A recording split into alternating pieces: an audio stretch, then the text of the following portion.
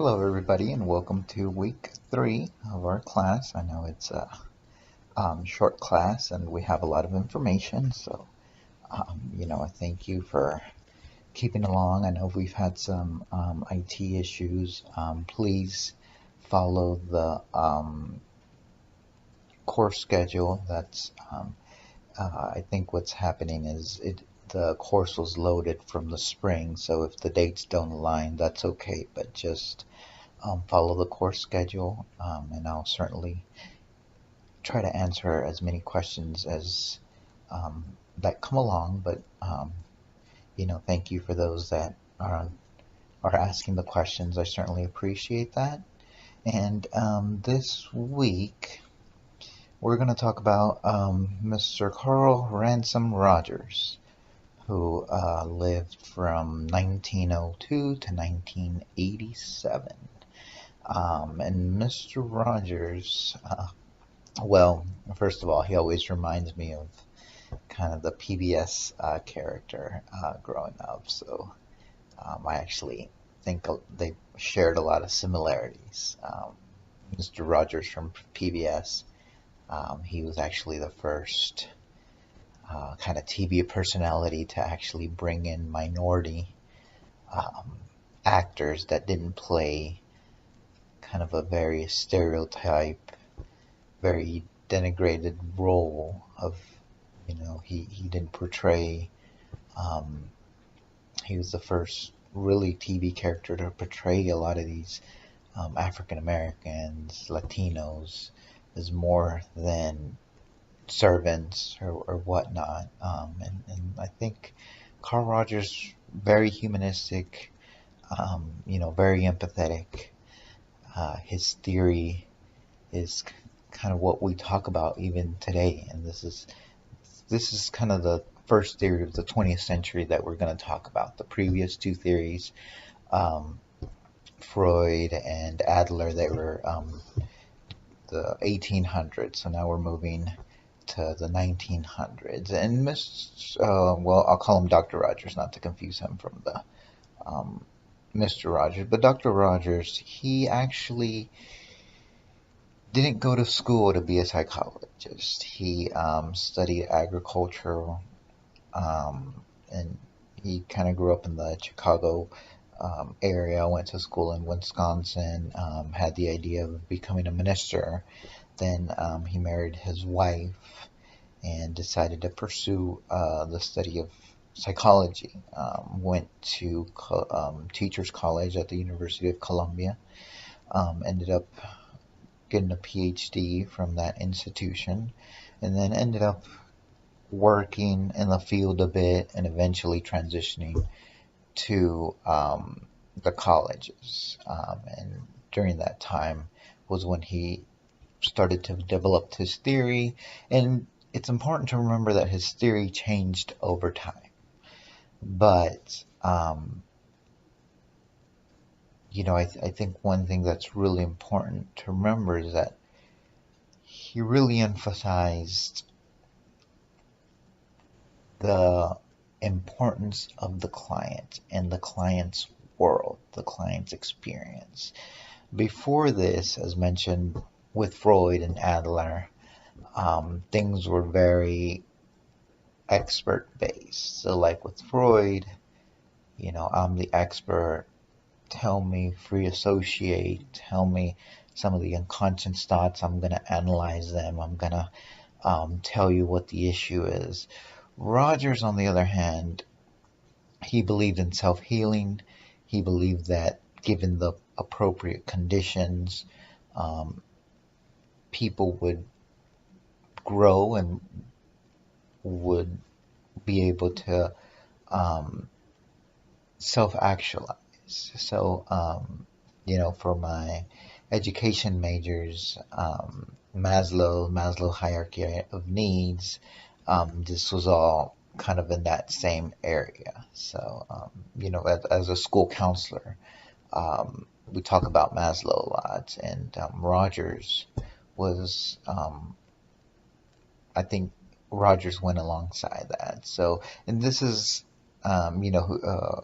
Dr. Rogers started developing this theory kind of in the mid 1900s. So when you think about kind of what was going on in that era in America, the civil rights, a lot of protests, a lot of um, minority groups, women, African Americans, Latinos. I can think of Cesar Chavez, Dolores Huerta, Martin Luther King. So I think he certainly was influenced by all these movements that were going on. And remember that also during this time, um, the World War I, World War II really just stifled the economies of Europe. So that kind of reflected on the academia. So whereas Freud, Adler, they kind of really sparked that research and university and professions in Europe in the 19th century or the 1900s. Dr. Rogers, he created that same momentum but in America. So this was a whole kind of America movement. And it wasn't just him. There was also other theorists that we're going to talk about in the next weeks that also helped spark that movement. An interesting kind of thing that I've experienced was a professor that I had, Richard Lampy, who passed away sadly. He studied under Rogers at Ohio State, and he would always comment about how that era was so influential in Dr. Rogers and in his writing. Because before that, psychologists use a very medical model. You come to me, I'm going to treat you, I'm going to prescribe you, and hopefully you'll get better. And, the humanistic movement, which I think Carl Rogers led, they were, I would say, the complete opposite. They really valued the reality of the client. They valued the conditions. They wanted to provide a person-centered approach, which they thought was the conditions for healing. And I think that really changed the field of of counseling psychology as we know it. So be sure you know the core conditions: unconditional, positive regard, empathy, as well as congruence, and really know how to apply them, because I think regardless of whatever theory or whatever conceptual framework you use as you're working as a school counselor or in an agency, those core conditions are, vital to establishing rapport. If rapport is not there, it doesn't matter what theory you're going to use. You know, it's very hard to work in a therapeutic setting when there's very little rapport. And, I think those core conditions were really vital. And that, I think that's kind of what Dr. Rogers is most known for, are those core conditions. The book, Dr. Corey did mention the emotional focused therapy. Make sure you read upon that, and um, kind of the self-regulation that the book talked about and the creation of the new meaning. I think that's important, especially as we talk about other theories. Empathy, that's part of the core conditions. Make sure you understand the difference between empathy and sympathy.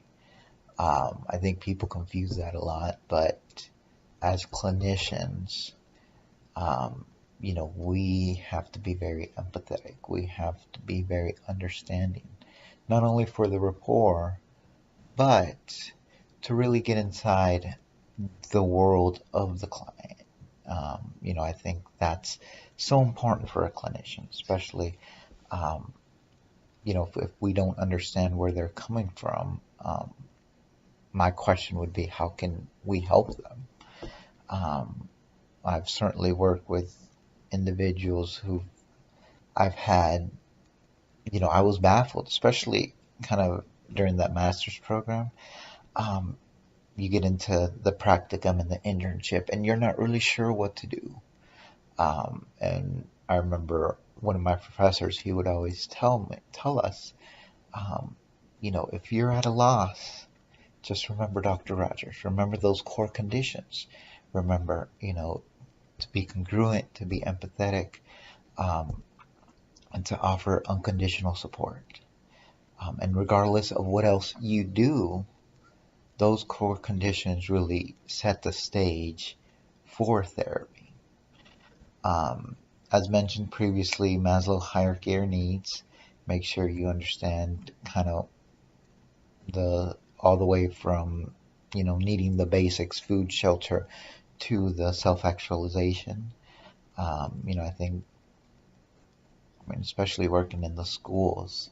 Oh gosh, when I see a child, that's probably one of the first things that I think of is this: where is the child in the hierarchy? What are his or her needs, and how can I be of an assistance to that student? Um, there's another thing that it's really big right now, especially in the field of behavior health, more in kind of the agency, the insurance side. And Dr. Corey did mention it, and I certainly want you to learn more about it. But since this isn't your first theory course, I just want to mention it. Motivational interviewing. When I was working for the behavior health at an insurance firm, they made us read all about it, and they made us kind of follow their model. And what motivational interviewing is, it's kind of a more of a directive approach, but it takes that humanistic client centered background um, to really create change. So it talks about the different stages of change. It talks about flowing with resistance. It talks about working with the client, not against the client. Um, and why agencies like it so much is because it's all research based. So one criticism of client centered therapy is that, kind of like Freud, it can go on for a long time. And, obviously insurance companies, they don't want to pay for a long time. So this motivational interviewing has really gotten off, especially I would say within the last decade or so. So you can read all about it. It's, if you're planning on working in an agency or an insurance, I would certainly read more about it. But, I just wanted to touch on it just so you would be familiar. Also, Natalie Rogers, I know the book talked about it. She was kind of the one of the pioneers, or you call her one of the first people to do a lot of expressive art therapy. Art therapy, including like equestrian therapy, a lot of those modalities, music therapy, that has really taken off in the last, I would say, maybe decade or so. And there's ongoing research in Dallas, big center, eQuest. Um, I think UNT is partnering with them, trying to get some publications going on kind of the effectiveness and things like that.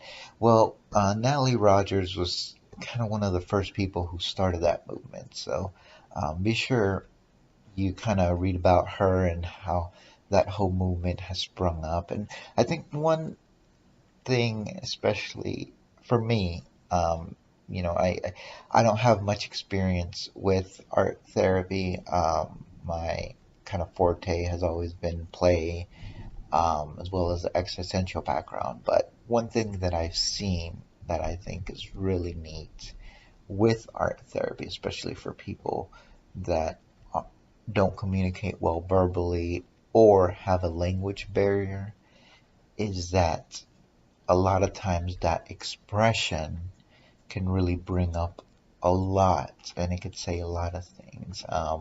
I used to work with an art therapist who worked with students that were refugees, and she was just amazing at how she was able to use these projects, whether it was sculpting, painting, um, kind of some other modalities, but she really got that expression and she really got that um, kind of that I understand you without ever really using a lot of verbal conversations. So um, if you're planning to continue to be in a school counselor or even private practice, I mean, art therapy or just expressive arts in general, I think are a growing field. And, I always encourage people the more specialties the more marketable you'll be. Um, just like language, the more languages I think the more jobs will be out there. Positive psychology.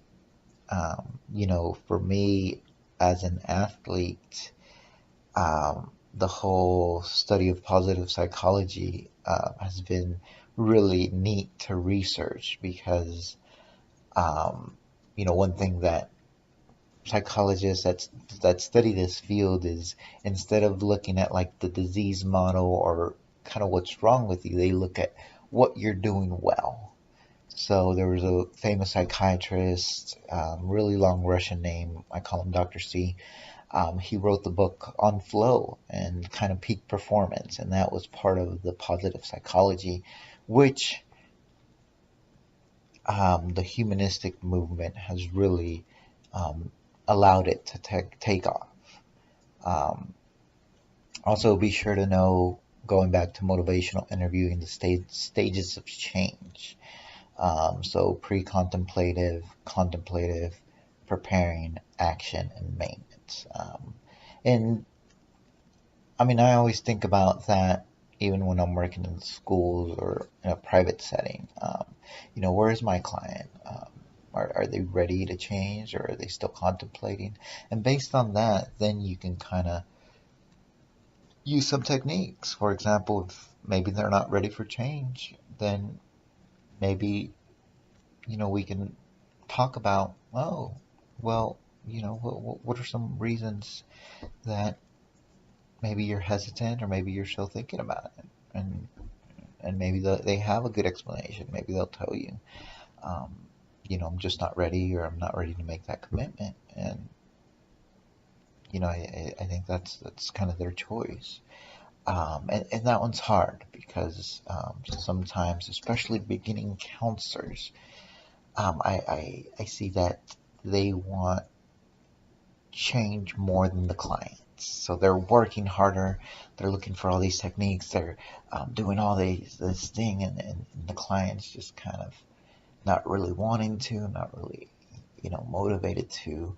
And part of the development of a counselor is to really understand that process, to be in congruence um, with the client and not necessarily want more for the client than he or she wants for themselves. Um, so, like I mentioned earlier, make sure you know the core conditions, make sure you understand kind of how Dr. Rogers was so influential, especially in this country. Like mentioned earlier, he kind of created this movement, and I think this movement has really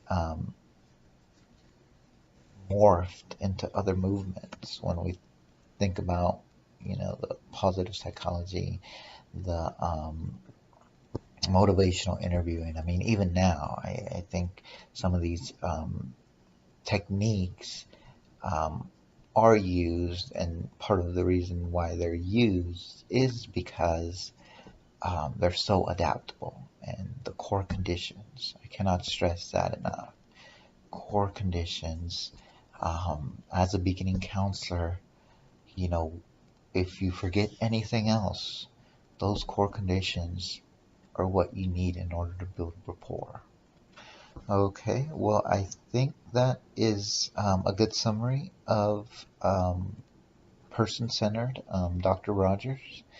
And, be sure you're looking at the PowerPoints and reading Dr. Corey. Okay, thanks for listening.